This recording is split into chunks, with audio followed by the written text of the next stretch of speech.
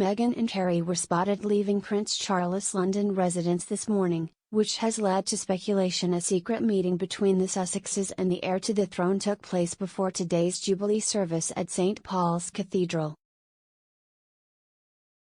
The Duke and Duchess of Sussex travelled from California to join the royal family and the British public in the celebrations for the Queen's 70-year reign this week. Their much-awaited trip has inevitably put all eyes on them, including those of journalists Katie Nicholl and Adrienne Arsenault. The two were reporting on air with CBC Today when they saw Prince Harry and Meghan being driven out of Clarence House, the home of the Prince of Wales and Camilla, Duchess of Cornwall, who shortly after left their residence, too. The fact the Sussexes are staying at Frogmore Cottage in Windsor suggests they paid Harry's father and stepmother a visit. Express.co.uk has approached Clarence House for comment. News of a possible meeting comes after the couple, who left the UK in 2019 as they gave up their roles as senior working royals for a life away from the spotlight in the US, attended their first official event together since stepping back from the firm. Their arrival at St. Paul's Cathedral was anticipated by observers keen to witness the dynamics between the Sussexes and the rest of the family. Harry and Meghan got to the cathedral for the service just minutes before William and Kate, the Duke and Duchess of Cambridge, who went without their children Prince George, Princess Charlotte, and Prince Louis.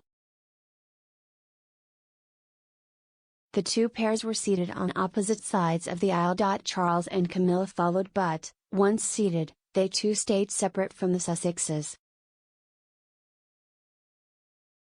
The Sussexes, in what seems a rather safe choice, sat alongside Princess Eugenie and her husband Jack Brooksbank on one side. The couple, with their son Jack, visited the Sussexes in Montecito back in February. On the other side of them was Lady Sarah Chatto, the daughter of Princess Margaret and the Queen's niece. Charles represented the Queen at the Thanksgiving service after the 96-year-old monarch was regrettably forced to pull out after experiencing some discomfort during the first day of Jubilee celebrations, and watched the service at home in Windsor instead. A Buckingham Palace statement on Friday read, taking into account the journey and activity required to participate in tomorrow's national service of Thanksgiving at St. Paul's Cathedral, Her Majesty with great reluctance has concluded that she will not attend.